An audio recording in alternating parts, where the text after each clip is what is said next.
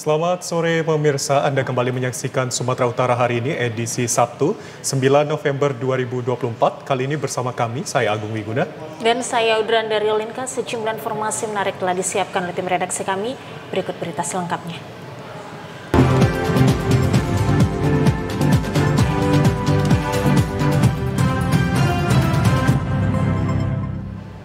Pemirsa, nasib sial dialami seorang pelanggan listrik negara yang berada di Kelurahan Brandan Timur Baru, Kecamatan Halaban, Kabupaten Langkat, yang diduga mencuri arus listrik oleh unit PT PLN Brandan. Penertiban pemakaian tenaga listrik atau P2TL yang dilakukan oleh jajaran unit pelayanan perusahaan listrik negara ternyata banyak menuai pro dan kontra khususnya bagi para pelanggan. Seperti halnya yang terjadi di Kelurahan Brandan Timur Baru, Kecamatan Halaban. Para petugas PLN atau P2TL telah bertindak secara semena-mena dan tidak sesuai dengan standar operasional kerja. Hal ini terbukti petugas penertiban mendatangi rumah pelanggan yang diduga telah melakukan pencurian arus listrik. Namun hanya dilakukan oleh 2 orang petugas saja, tanpa adanya aparat penegak hukum. Tanpa adanya konfirmasi dari pemilik rumah atau pelanggan. 2 orang petugas PLN langsung memutus aliran listrik milik masyarakat, sementara pelaksanaan eksekusi hanya boleh dilakukan oleh aparat penegak hukum dan pengadilan. Tindakan yang dilakukan oleh petugas P2TL PT PLN ini terkesan menakuti masyarakat karena secara spontan langsung memutuskan aliran listrik di rumah masyarakat. Selain itu, tidak adanya aturan dan regulasi yang jelas terkait sanksi dan denda yang dikenakan bagi para pelanggan. Doni, salah seorang warga, mengatakan tanpa ada konfirmasi petugas PLN langsung memutus aliran listrik dengan alasan baut yang ada di meteran listrik longgar dan pada saat pemutusan sedang tidak berada di rumah. Datangnya tiba-tiba dia datang masuk dari pintu pagar, orang rumah saya udah ada di dalam, udah mau pergi kerja pun. Udah jumpa sama orang rumah di tengahnya, di depan rumah ini, baru dia bilang mau meriksa meteran. Katanya mengendorkan baut meteran itu aja. Itulah saya pun nggak tahu kronologi macam mana. Tiba-tiba saya datang, meteran udah diputus. Biasanya kok. Kita beralih ke Kabupaten Karo, pemirsa. 3 pekerja bangunan di Kabanjahe, Kabupaten Karo meninggal dunia yang diduga tersengat oleh listrik. Pihak Polres Tanah Karo masih melakukan penyelidikan terkait insiden tersebut. Masyarakat di sekitar Jalan Ngumban Surbakti, Kelurahan Padang Mas, Kecamatan Kabanjahe, Kabupaten Karo, sempat dikejutkan atas meninggalnya 3 orang pekerja bangunan yang tersengat arus listrik. Ketiga korban mengalami insiden saat bekerja mengecat dinding luar salah satu hotel di Kabanjahe. Berdasarkan keterangan sementara, para korban sedang memindahkan peranca besi yang digunakan sebagai tangga pengecatan. Kemarin siang sekitar pukul 15 waktu Indonesia Barat. Tanpa sengaja menyentuh jaringan tegangan menengah dengan tegangan 20 kV yang berada di samping bangunan hotel. Akibatnya korban tersengat arus listrik yang menyebabkan tubuhnya terpental dan tewas di tempat. Khawatir lokasi rawan bahaya, masyarakat tidak berani untuk menyentuh korban. Kemudian pihak kepolisian Polres Tanah Karo dan ambulans Rumah Sakit Umum Kabanjahe melakukan evakuasi jenazah korban ke rumah sakit guna pemeriksaan lebih lanjut. Petugas juga segera melakukan koordinasi dengan pihak PLN untuk memastikan keamanan area sekitar TKP. Dari tempat kejadian perkara, polisi mengamankan beberapa barang bukti, termasuk sebuah peranca besi sepanjang 3 meter dan 2 lembar karton yang berada di sekitar lokasi. Meskipun peristiwa ini tergolong sebagai kecelakaan kerja, Polres Tanah Karo tetap akan melakukan penyelidikan mendalam untuk memastikan penyebab pastinya kematian para pekerja bangunan dan mencegah kemungkinan kelalaian yang bisa memicu insiden serupa. Satuan Narkoba Polres Pelabuhan Belawan menggerebek rumah pengedar narkoba di kawasan Tanjung Mulia, Kota Medan, berhasil mengamankan 1 pengedar, 2 pengguna narkoba dan sabu siap edar. Dalam penggerebekan, petugas berhasil menangkap seorang bandar narkoba IH alias David yang tengah makan siang di persembunyiannya, serta menangkap 2 orang pengguna narkoba lainnya yakni Kandar dan Didin. Barang bukti narkoba seberat 0,51 gram, 6 pin kaca, 1 buah timbangan elektrik dan plastik klip turut diamankan dari lokasi penggerebekan. Kasat Narkoba Polres Pelabuhan Belawan AKP Ismail Pane mengatakan penggerebekan sarang narkoba ini merupakan hasil dari laporan masyarakat yang resah dengan maraknya transaksi barang haram tersebut di kawasan permukiman rumah warga.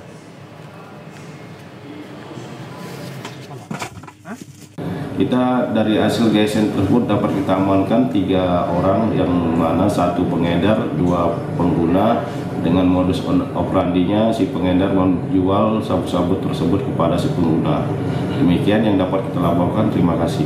Untuk kita lakukan penggerebekan, dari masyarakat tidak ada perlawanan, malah mendukung kerja.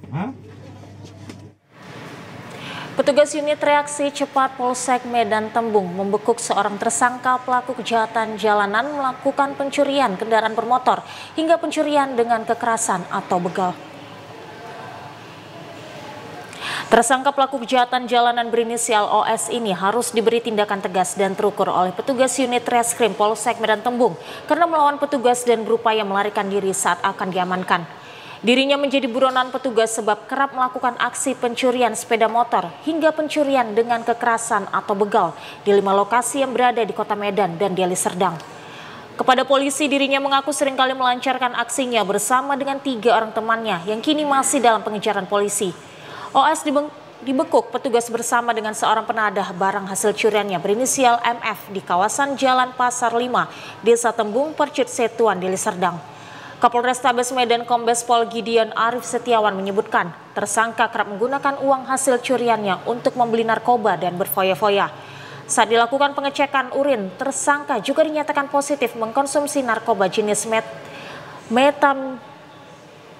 metamfetamin atau sabu.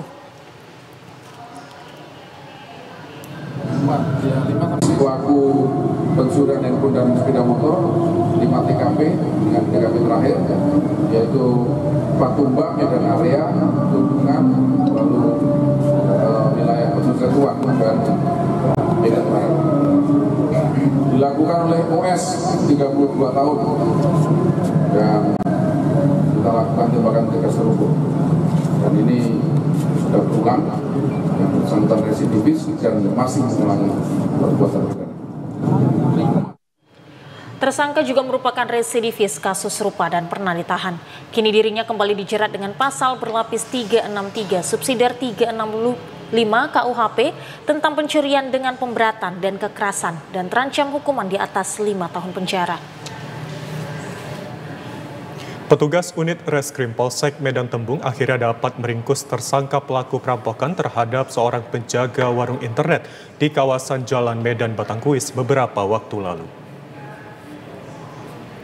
Rekaman kamera pengawas ini memperlihatkan saat tersangka Jimmy Edward Asmara melakukan aksinya dengan merampok seorang penjaga warung internet di Jalan Medan Batangkuis, Deli Serdang. Tersangka yang mengenakan jaket hitam dan penutup kepala menodongkan senjata tajam kepada korban, lalu menggasak uang senilai 2,5 juta rupiah dan sebuah handphone milik korban. Meski dalam rekaman kamera pengawas tersebut terlihat beberapa orang menyaksikan perampokan yang dilakukan tersangka, namun tak ada yang berani melawan sebab tersangka memegang senjata tajam jenis pisau. Tersangka yang berhasil diringkus oleh petugas unit reskrim Polsek Medan Tembung mengaku melakukan aksi tersebut bersama dengan 2 orang temannya bernama Fadil dan Rian yang kini dalam pengejaran petugas. Kapolrestabes Medan Kombes Pol Gideon Arif Setiawan mengatakan tersangka mengaku melakukan aksi perampokan tersebut untuk memenuhi kebutuhan sehari-hari. Akan mengancam pemilik warga dan mengambil uang warga. Ini sempat viral juga di media sosial dan kita bisa mengidentifikasi pelaku. Dinyatakan pengguna narkoba usai hasil tes urinnya dinyatakan positif metapetamin atau sabu. Dirinya dijerat dengan pasal 365 KUHP tentang pencurian dengan kekerasan dan terancam hukuman di atas 5 tahun penjara.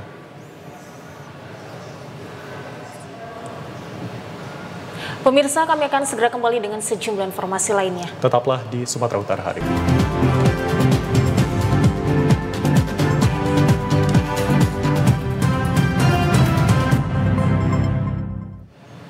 Terima kasih Anda masih bersama kami pemirsa. Paguyuban Sosial Marga Tionghoa Indonesia SMTI Provinsi Sumatera Utara pelantik kepengurusan baru periode 2024-2028 yang dilaksanakan di Hotel Aston Medan kemarin.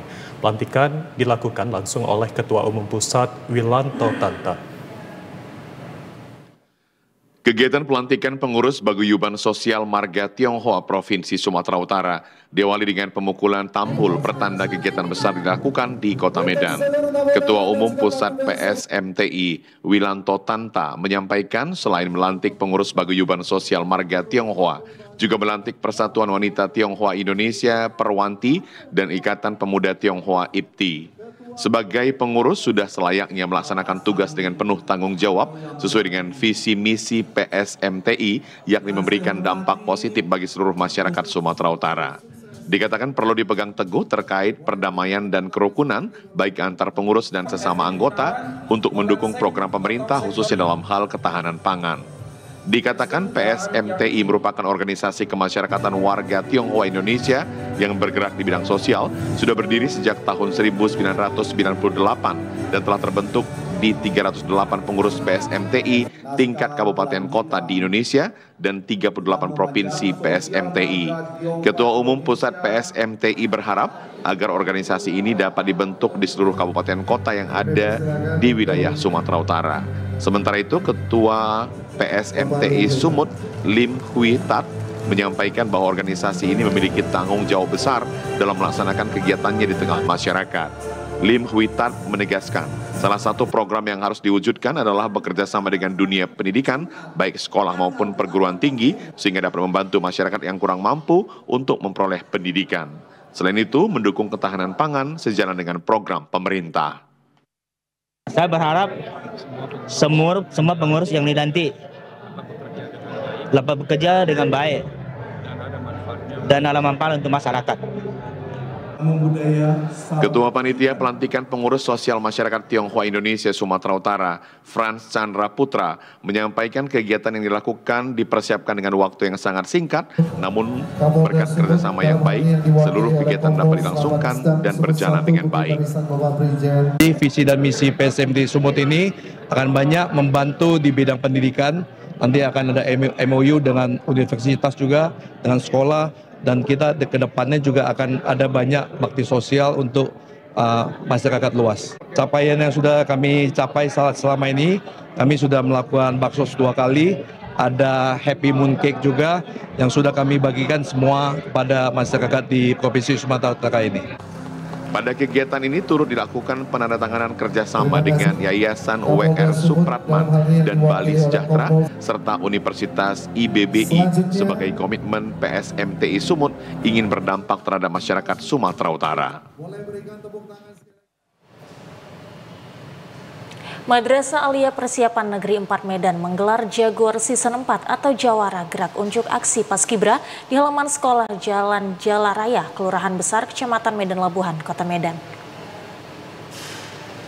Diikuti 150 peserta se-Sumatera Utara, Jawara Gerak Untuk Aksi Paskibra atau Jaguar Season 4 tahun 2024 kembali digelar Madrasah Aliyah Persiapan Negeri MAPN 4 Medan di halaman Madrasah Jalan Jalaraya, Kelurahan Besar, Kecamatan Medan Labuhan. Pelajar dari tingkat SD Madrasah Ibtidaiyah, SMP, Madrasah Sanawiyah, hingga SMA, SMK, dan Madrasah Aliyah dari berbagai daerah di Sumatera Utara saling unjuk aksi pasukan pengibar bendera yang menjadi salah satu event terbesar di Sumatera Utara untuk memperebutkan piala bergilir dan hadiah lainnya. Kepala Madrasah Aliyah Persiapan Negeri 4 Medan, Syarifuddin, mengaku bangga karena kejuaraan ini telah berlangsung selama 4 tahun berturut-turut di bawah kepemimpinannya. Ia berharap perlombaan ini dapat menumbuhkan kedisiplinan dan berwawasan kebangsaan bagi pelajar se-Sumatera Utara. Oleh 150 peserta se-Sumut tingkat SD, MI, SMP, MTS, SMA dan MA. Harapannya ke depan adalah menumbuhkan bakat pada siswa dan siswi khususnya pada bidang paskibra untuk lebih menonjolkan kedisiplinan dan berwawasan kebangsaan. Kegiatan Jaguar Season 4 yang berlangsung selama 4 hari ini menjadi bukti komitmen MAPN 4 Medan dalam mengembangkan potensi generasi muda dan melestarikan semangat kedisiplinan serta kepemimpinan di kalangan pelajar. Kegiatan ini turut dihadiri Fahri Azhari, Kepala Bidang Layanan Kepemudaan Dinas Pemuda dan Olahraga Provinsi Sumatera Utara. Selain Jumat curhat, Mapolsek Kampung Rakyat juga memberikan bantuan sosial kepada masyarakat yang kurang mampu sebagai bentuk kepedulian kepada penduduk di wilayah hukumnya. Untuk membantu masyarakat, Kapolsek beserta beberapa personil membagikan baksos berupa sembako yakni beras, gula pasir, minyak goreng, dan 1 kardus mie instan. Dibagikan langsung ke rumah warga yang kurang mampu, terutama warga yang tinggal di pedalaman dengan akses jalan yang sulit dilalui. Pembagian baksos ini sesuai dengan perintah Kapolres Labuhan Batu Selatan yang bertujuan meringankan beban warga yang berada di wilayah hukum Polres Labuhan Batu Selatan. Baksos ini juga akan terus berlanjut sebagai bentuk ketahanan pangan bagi masyarakat. Kapolsek Kampung Rakyat AKP Iman A. Ginting mengatakan, berdasarkan perintah Kapolres Labuhan Batu Selatan bahwa setiap hari Jumat dilaksanakan Jumat Berkah dengan memberikan bantuan sosial kepada masyarakat yang membutuhkan. Warga desa yang telah mendapat bantuan, yakni Desa Tanjung Mulia, Tanjung Medan, dan Desa Perkebunan Parlabian dan Lohsari, dilakukan dengan door-to-door sistem. Untuk pembagian baksos diutamakan orang susah yang tinggal di pedalaman dan perkebunan. Memberikan bantuan sosial kepada masyarakat yang membutuhkan. Nah, adapun desa yang telah kami salurkan adalah ada Desa Tanjung Mulia, Desa Tanjung Medan, kemudian Desa Perkebunan Parlabian, dan Lohsari. Ini melaksanakannya dengan cara DDS, door to door system. Ya, masyarakat yang membutuhkan terutama yang susah. Jadi mereka tinggal di rumah-rumah di pedalaman, di perkebunan-perkebunan, yang itu kita datangi. Bantuan berupa sembako yang diberikan kepolisian sangat membantu masyarakat yang memiliki ekonomi pas-pasan. Calon Gubernur Sumatera Utara Bobi Afif Nasution menyikapi hasil survei indikator politik Indonesia yang menyebut dirinya unggul dalam survei tersebut. Lembaga Survei Indikator Politik Indonesia merilis pasangan calon gubernur dan calon wakil gubernur nomor urut 1 Bobi Afif Nasution dan Surya unggul 60,6% dibanding paslon lainnya.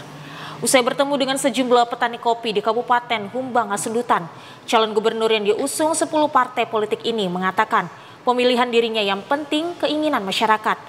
Selain itu terkait hasil survei pendukung PDI Perjuangan juga lebih memilih dirinya.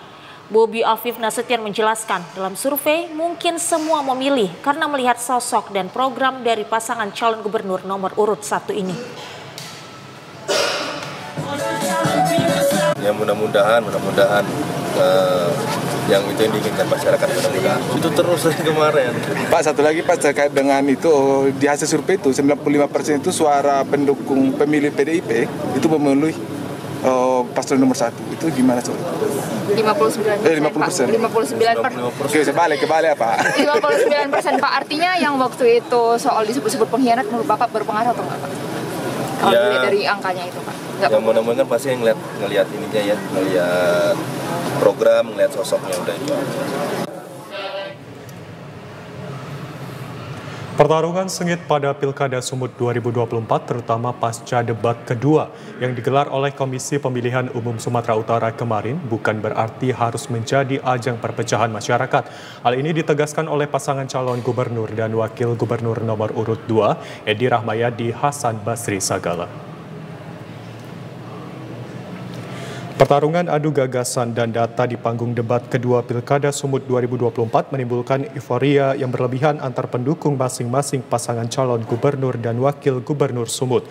Suasana tegang sempat menyelimuti arena sekitar hotel lokasi debat berlangsung usai acara. Namun suasana tersebut berhasil dinetralisir dengan sigap oleh pihak kepolisian yang berjaga di lokasi. Menanggapi hal ini, calon gubernur petahana nomor urut 2 Edi Rahmayadi mengatakan meski terdapat euforia yang luar biasa oleh masing-masing pendukung, namun hal ini bukan berarti harus menimbulkan perpecahan di masyarakat. Dirinya meyakini bahwa baik pendukungnya maupun pendukung paslon nomor urut 1 Bobi Surya hanya terbawa suasana debat yang saat itu memang berlangsung sengit. Edi menyebut bahwa hal tersebut merupakan hal yang biasa terjadi dalam kontestasi politik, namun dirinya meyakini bahwa kedua paslon dan pendukung sama-sama ingin yang terbaik bagi Provinsi Sumatera Utara, sehingga mengalami euforia yang berlebih dalam mendukung paslonnya masing-masing. Yang Bapak alamin dari sana dulu, Pak. Kalau saya ya pernah saya botol itu lempar. Tapi ya udahlah, saya anggap bahwa itulah yang perlu kita perbaiki. Oke, Pak. Dirinya pun turut menghimbau bagi pendukungnya untuk tetap mengedepankan demokrasi yang santun dan menghormati hukum sebagai warga negara yang taat dan sama-sama mencintai Provinsi Sumatera Utara.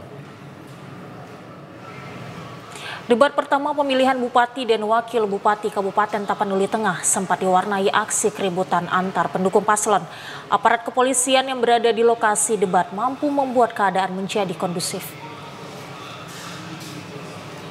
Aksi keributan antar kedua pendukung paslon tersebut terjadi sesaat moderator debat akan memulai jalannya debat dan tidak diketahui penyebab pasti apa terjadinya keributan tersebut.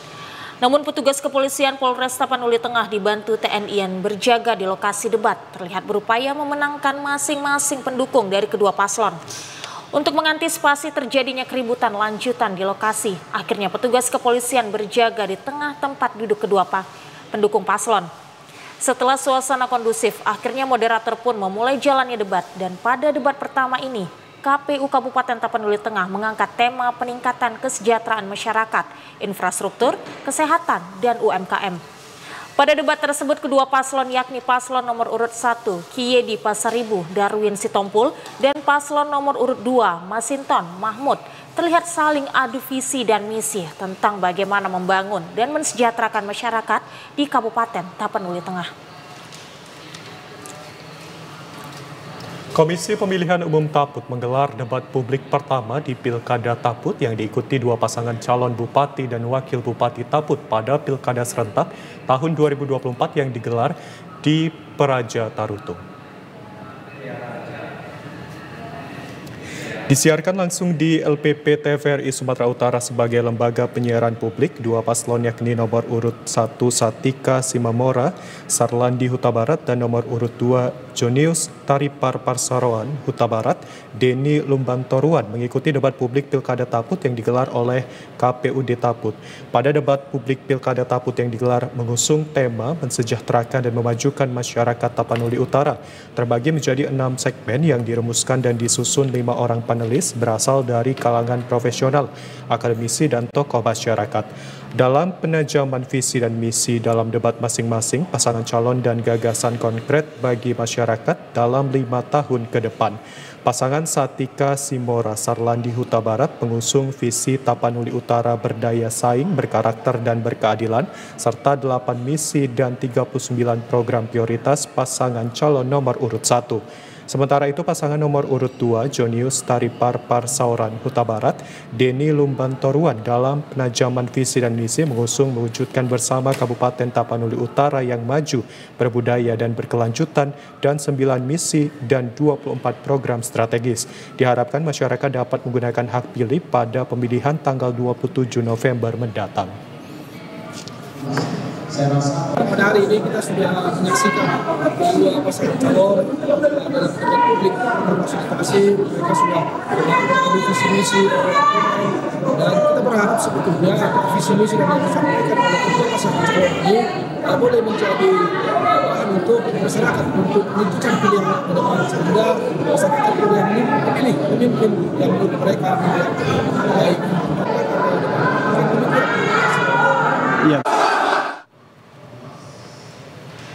Badan Pengawas Pemilu Sumatera Utara meminta kepada seluruh pendukung pasangan calon gubernur Sumatera Utara tetap mentaati aturan kampanye.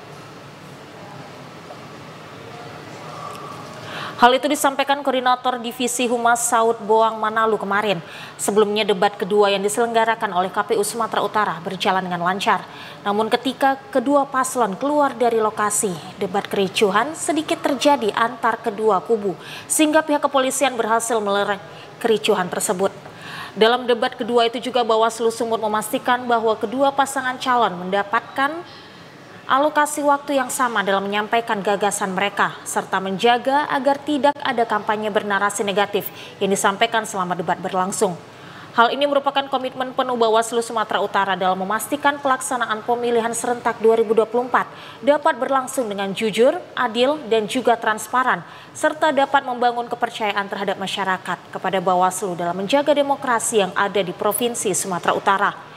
Terkait dengan insiden yang terjadi, Bawaslu Sumatera Utara berharap kedua pasangan calon dapat melakukan upaya komunikasi yang baik, komunikasi yang ideal, sehingga konflik atau kericuhan yang terjadi itu tidak berkepanjangan. Dirinya berharap kepada semua pihak termasuk secara khusus kepada paslon pada saat kampanye untuk bisa mentaati aturan. Pada semua pihak untuk kita mendukung kepada peserta kampanye, kepada kita semua termasuk secara khusus kepada paslon untuk bisa menaati aturan. Saya pikir semua kita sudah paham aturan, sudah tahu aturan, dan kita ini semua adalah orang-orang yang berpendidikan, orang-orang yang sebenarnya punya kemampuan memahami aturan. Ayo kita secara bersama-sama membangun kesadaran baik di lingkungan kita masing-masing ataupun pada saat kita berada di luar lingkungan kita, sehingga kita semua bisa memberikan contoh yang baik kepada publik. Komisi Pemilihan Umum Kabupaten Labuhan Batu Selatan melibatkan ratusan warga menjadi petugas sortir lipat surat suara pemilihan kepala daerah serentak 2024 dan ditargetkan 2 hari kerja surat suara yang berjumlah 457.218 selesai disortir. Beginilah suasana kesibukan pelipatan surat suara di gudang logistik Komisi Pemilihan Umum Daerah Labuhan Batu Selatan di Jalan Lintas Sumatera, Kampung Bedage, Kota Pinang kemarin siang. Terlihat seluruh peserta sortir lipat surat suara yang didominasi kaum ibu-ibu mulai melipat kertas suara baik pemilihan bupati maupun gubernur. Cara kerja yang mereka lakukan secara berkelompok dan tak lupa apabila terdapat kertas suara yang rusak akan segera disisihkan dan dilaporkan ke anggota KPU.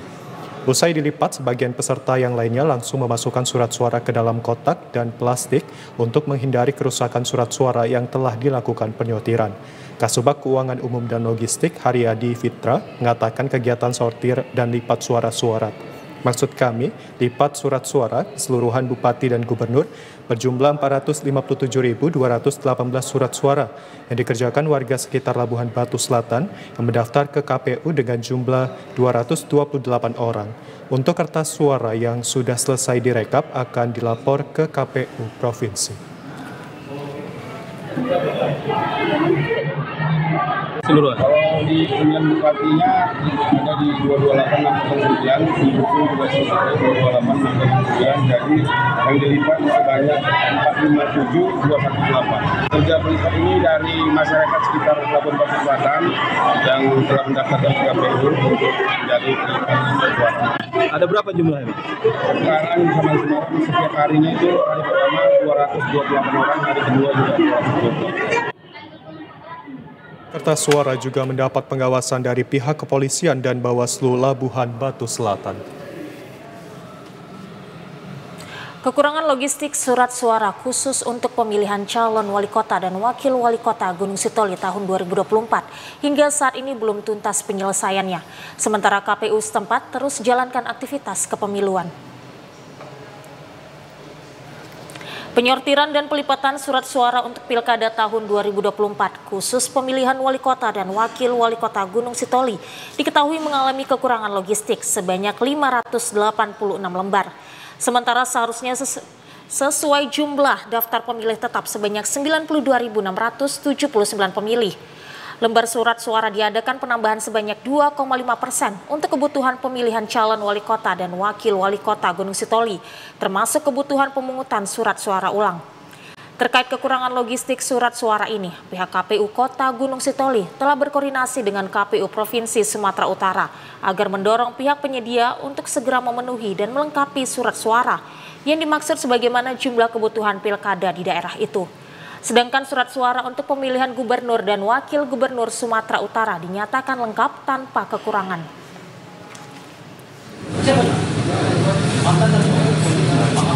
Di lokasi, apakah juga nanti provinsi ikut, dan kita juga tetap akan melibatkan pihak-pihak keamanan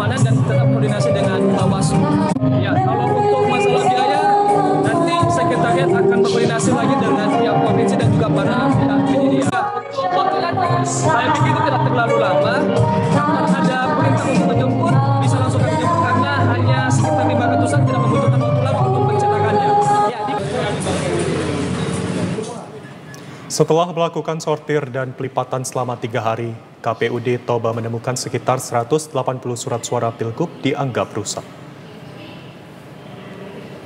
Hal tersebut diungkapkan oleh Ketua KPU Toba, Sugar Fernando Sibarani di kantor sekretariat KPU Toba Bali G Kabupaten Toba.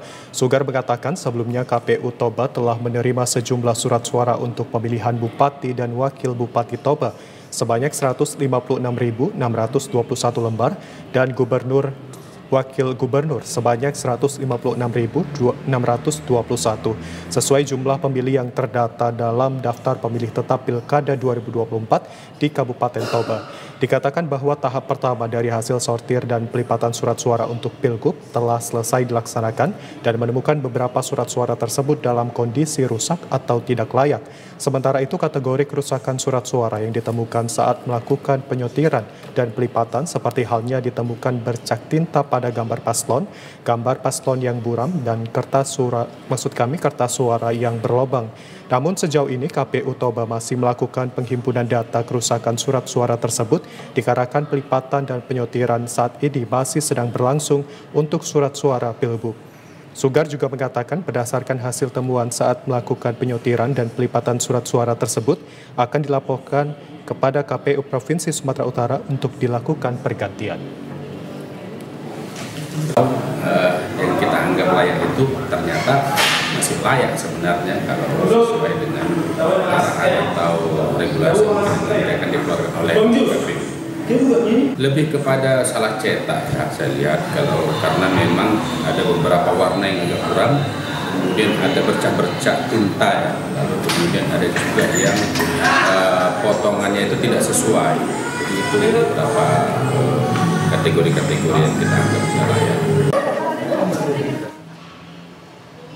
Badan Pengawas Pemilihan Umum Bawaslu Kabupaten Asahan mengajak para mahasiswa untuk ikut berpartisipasi dalam mengawasi gelaran pemilihan umum kepala daerah Pilkada serentak tahun 2024. Hal tersebut disampaikan Bawaslu Asahan dalam sosialisasi pengawasan partisipatif dalam rangka pemilihan gubernur dan wakil gubernur Sumatera Utara serta pemilihan bupati dan wakil bupati Asahan. Kegiatan ini diikuti sejumlah organisasi kemahasiswaan yang ada di Kabupaten Asahan. Hadir sebagai narasumber, Koordinator Divisi Pencegahan dan Hubungan Masyarakat Bawaslu Asahan, Arif Hidayat, mantan anggota Bawaslu Kabupaten Sejunjung, Riki Minarsa, dan Royman Simalango dari Pengurus Jaringan Demokrasi Indonesia.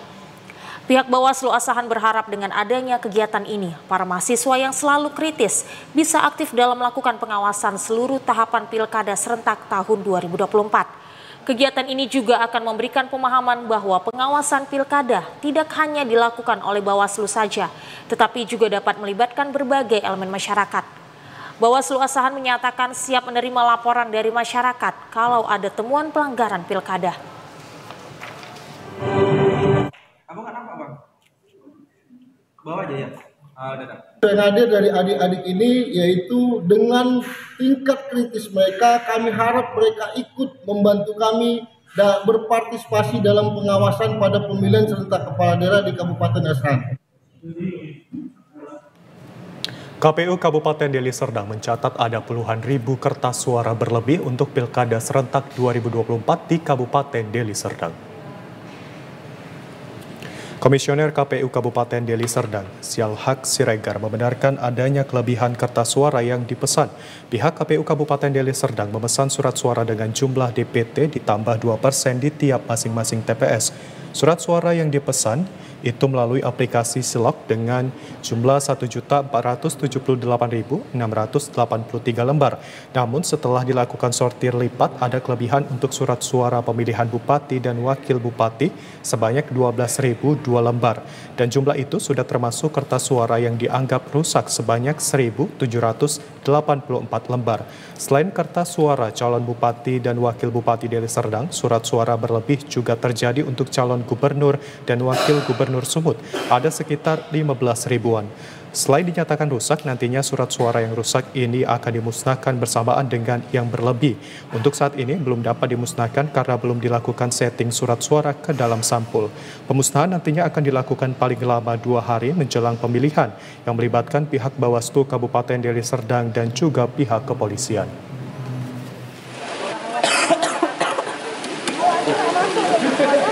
Yang pasti memang ini nanti surat-suara yang lebih ini akan kita lakukan pemusnahan ya. Tentu ini kita akan mengundang nanti pihak-pihak terkait seperti misalnya teman-teman Bawaslu ya, teman-teman dari kepolisian untuk menyaksikan pemusnahan surat suara ini.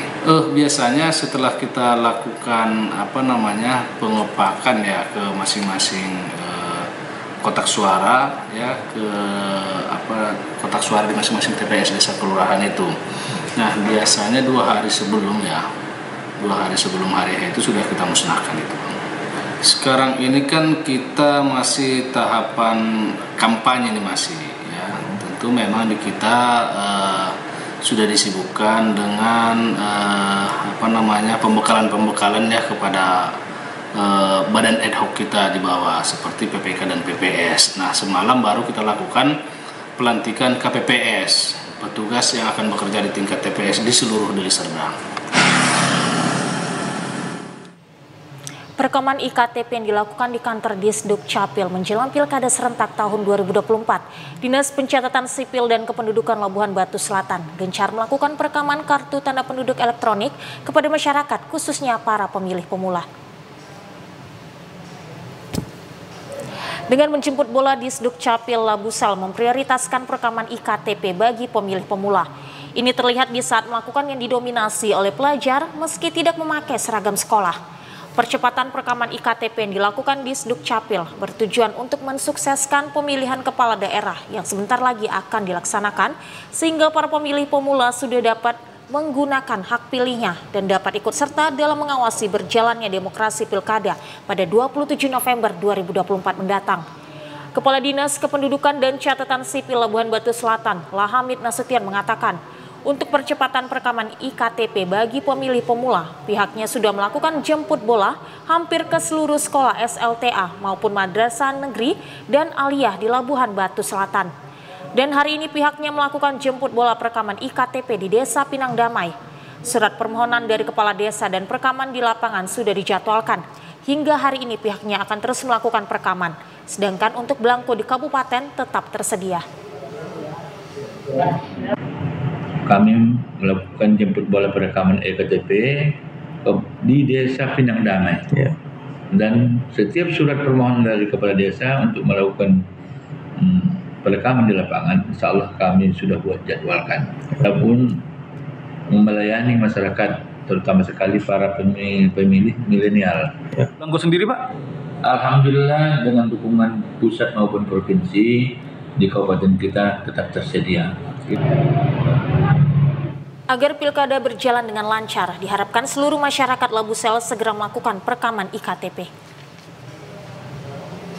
Pemirsa, kami akan segera kembali usai jeda berikut. Tetaplah bersama kami di Sumatera Utara hari ini.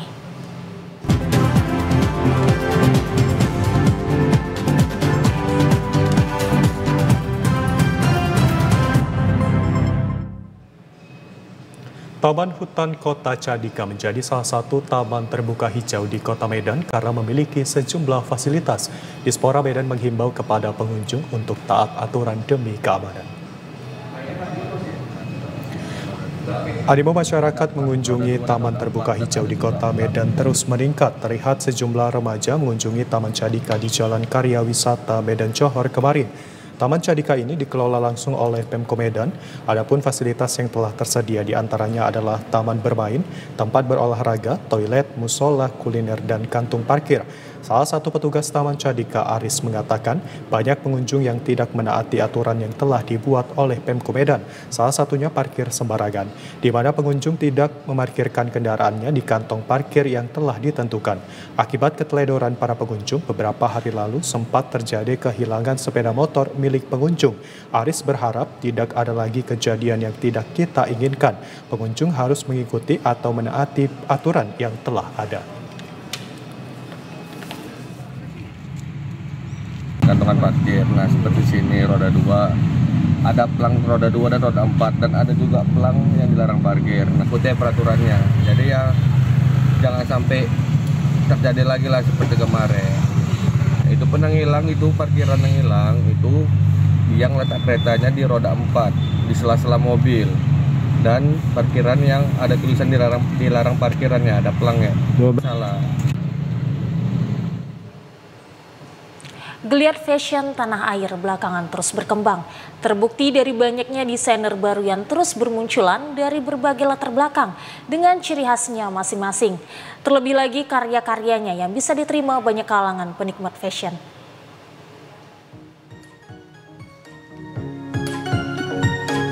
Salah satu kategori fashion yang berkembang cukup besar saat ini adalah modis fashion, yaitu tren fashion yang lebih sopan dan tertutup. Tren fashion ini menunjukkan keberagaman karena di dalamnya terdapat campuran berbagai unsur dan gaya. Item fashion ini bisa dipakai oleh masyarakat umum dan tidak terbatas pada kalangan muslim saja. Gaya modis fashion mulai berkembang pada awal tahun 2000-an, mencerminkan preferensi personal yang memiliki untuk menutupi diri, baik berdasarkan agama, budaya, atau alasan pribadi lainnya. Sebelumnya mereka yang mengadopsi modis fashion seringkali menghadapi keterbatasan opsi akibat pasar yang masih relatif kecil. Namun beberapa tahun terakhir terjadi peningkatan yang signifikan dalam konsumsi item-item modis fashion. Berbagai desain fashion yang lebih tertutup saat ini mulai menjamur di kalangan para pencinta fashion karena jika dilihat dari perkembangan fashion dunia, para perancang justru mengeluarkan karya dengan fashion lebih menutup seluruh badan, namun tetap mengedepankan gaya sehingga tetap trendy dan menambah rasa percaya diri bagi para penggunanya.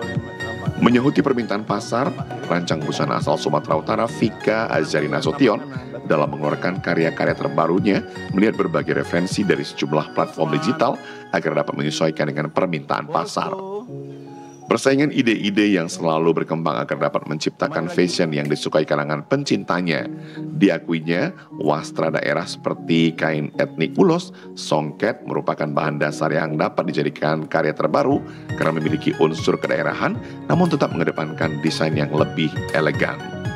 Karya etnik dengan tampilan warna yang cerah dan desain yang tetap memperlihatkan keindahan bentuk tubuh membuat karyanya selalu menjadi incaran para pencinta fashion.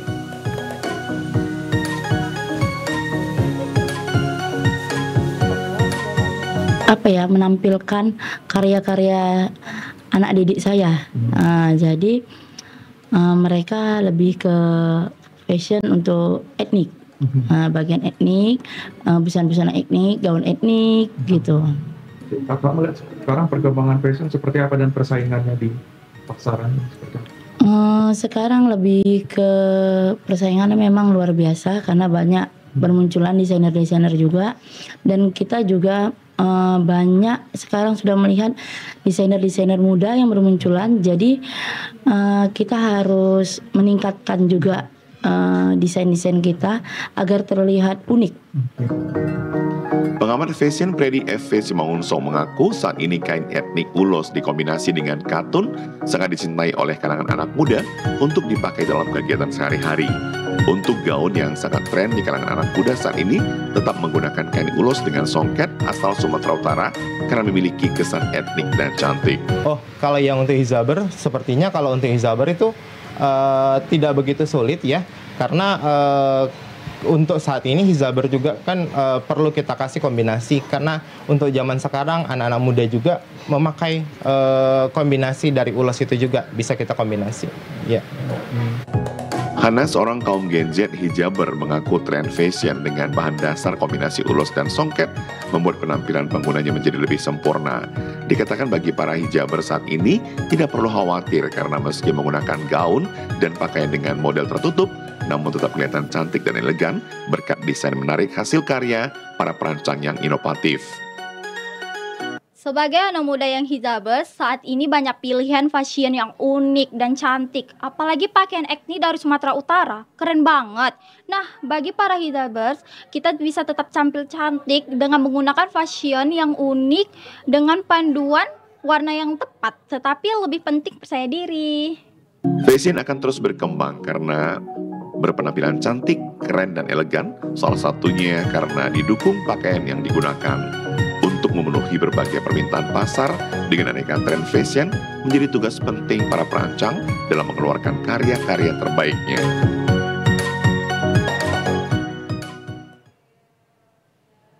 Ya, pemirsa, berikut informasi perakiraan cuaca di sejumlah daerah di Sumatera Utara dari Badan Meteorologi, Klimatologi, dan Geofisika Wilayah 1 Medan berlaku pada hari Minggu 10 November 2024. Halo Sobat BMKG, senang sekali rasanya dapat bertemu kembali dengan saya, Putri Afrija, Prakirawan BBMKG Wilayah 1, yang akan memberikan informasi perakiraan cuaca dan hotspot Provinsi Sumatera Utara untuk Minggu 10 November 2024. Pada pagi hari, cerah berawan dan berpotensi hujan ringan di wilayah Nia Selatan, Padang Lawas, dan sekitarnya. Untuk siang menuju sore hari, berpotensi terjadi hujan dengan intensitas ringan hingga sedang hampir di seluruh wilayah Sumatera Utara. Hujan sedang berpotensi terjadi di Humbang Hasundutan, Kota Padang Sidempuan, Mandailing Natal, Nia Selatan, Padang Lawas Utara, Tapanuli Selatan, Tapanuli Utara, Toba, dan sekitarnya. Untuk malam hari, berawan dan berpotensi hujan ringan hingga lebat di wilayah Sumatera Utara. Hujan lebat berpotensi terjadi di Humbang Hasundutan, Kota Sibolga, Padang Lawas Utara, Pakpak Barat, Tapanuli Tengah, Tapanuli Utara, dan sekitarnya. Untuk dini hari, berawan dan berpotensi hujan ringan di wilayah Humbang Hasundutan, Mandailing Natal, Nia Selatan, Padang Lawas Utara, Tapanuli Utara, Toba, dan sekitarnya. Untuk suhu udara berkisar antara 14 hingga 32 derajat Celcius. Untuk kelembapan udara berkisar antara 78 hingga 98%. Untuk angin bertiup dari arah barat laut hingga tenggara dengan kecepatan berkisar antara 7 hingga 13 km per jam. Untuk titik panas atau hotspot di wilayah Sumatera Utara pada pantauan tanggal 9 November 2024 terdapat di Tapanuli Selatan, Dairi, dan Tanah Pinem. Himbauan, waspada potensi hujan sedang hingga lebat di wilayah lereng timur, pantai timur, pegunungan, lereng barat, dan pantai barat Sumatera Utara yang dapat berpotensi terjadinya banjir, longsor, serta bencana hidrometeorologis lainnya. Demikian yang dapat saya sampaikan, semoga bermanfaat dan terima kasih. Nah, pemirsa, informasi tadi sekaligus menutup perjumpaan kita sore hari ini. Mewakili seluruh kerabat kerja yang bertugas, saya Agung Miguna. Dan saya Udranda Relinka pamit undur diri dari hadapan Anda. TVRI, Media Pemersatu Bangsa. Sampai jumpa.